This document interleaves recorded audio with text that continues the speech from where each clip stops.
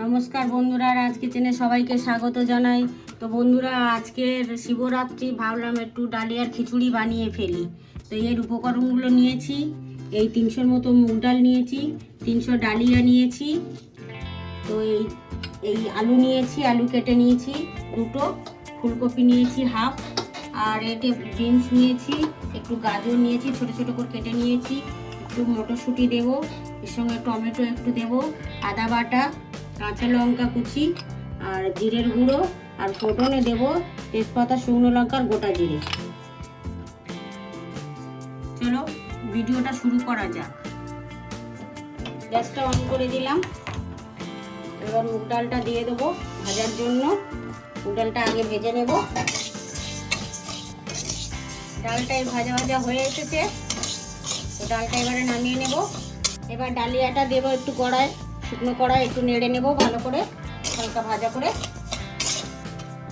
এই ডালিয়াটা ভাজা ভাজা হয়ে এসেছে, কি সুন্দর গন্ধ বেরিয়েছে। তো হালকা ভাজা এটা হবে। এবারে আমি নামিয়ে নেব। এবার তেলটা দিয়ে দিলাম, 100 মতো তেল দিয়ে দিলাম, সবজিগুলো ভাজা হবে। তো বন্ধুরা, তেলটা গরম হয়ে গেছে। তো বন্ধুরা, ফোড়নে দেবো আমি তেজপাতা, গোটা জিরে আর শুকনো লঙ্কা দিয়ে একটু নাড়াচাড়া করে দেখুন একটু একটু হালকা লাল লাল বাদামি মতন হয়েছে। তো বেশি এটা লাল লাল হবে না। এর মধ্যে দিয়ে দিলাম আলু, একটু নেড়ে দিলাম, হালকা ভাজা ভাজা হয়েছে। এর মধ্যে ফুলকপিটা দিয়ে দেবো, দিয়ে ভেজে নেবো। একটু গাজরটা ওখানে দিয়ে দেবো। এর মধ্যে কম সময় লাগে ডালিয়াটা করতে, এটা একটু সবজিটা সুন্দর করে ভেজে কষিয়ে নেব। একটু নাড়াচাড়া করে দিচ্ছি। তো ফুলকপিটা আর একটু ভাজা ভাজা হবে। বিনস এবারে দিয়ে দেবো, দিয়ে একটু নেড়ে দিচ্ছি। 2 মিনিটের মতো নাড়াচাড়া করে নেব। একটু নেড়ে দিলাম, হালকা ভাজা হয়েছে। এবারে আদা বাটাটা দিয়ে দেবো, পরিমাণ মতন দেবেন, যার যেরকম সবজি। জিরে বাটাটা দিয়ে দেবো, দিয়ে একটু নাড়াচাড়া করে দিচ্ছি। দিয়ে এর সঙ্গে টমেটোটা দিয়ে দেবো,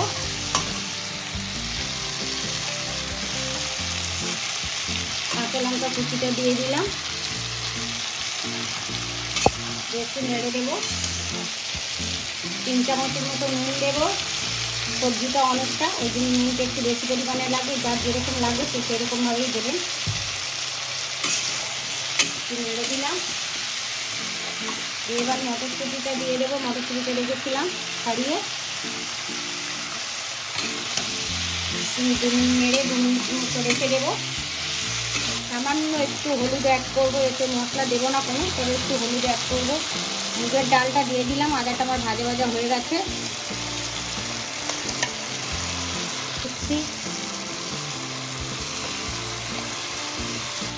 তো সব রকম দিয়ে একটু নাড়িয়ে নেব।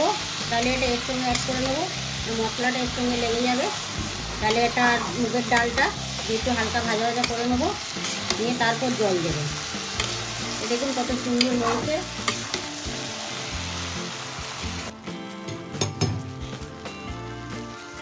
দু চামচ চিনি দিয়ে দিলাম, যে যেরকম হবে স্বাদ মতন দিয়ে দেবেন চিনিটা।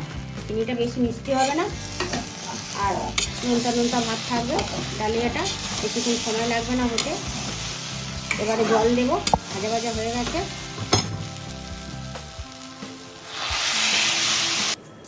বন্ধুরা, কড়ার মধ্যে নেড়ে নিয়েছি, নিয়ে ভালো করে কষিয়ে নিয়ে ওই ডেচকির মধ্যে ঢেলে দিয়েছি, কেননা জিনিসটা একটু ফুটবে ভালো করে, তার জন্য ভালো করে একটু ফোটাতে হবে, তার জন্য।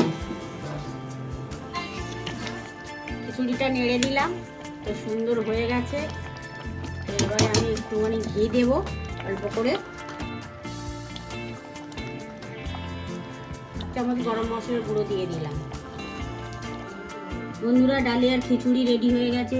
তো বন্ধুরা, আগে থাকতে আমি বেগুনটা ভেজে রেখেছিলাম ডালিয়া খিচুড়ির সঙ্গে খাবো বলে। তো বন্ধুরা, দেখুন কত সুন্দর লাগছে। তো বন্ধুরা, ভালো লাগলে লাইক, কমেন্ট আর সাবস্ক্রাইব করে পাশে থাকবেন আর সুস্থ থাকবেন।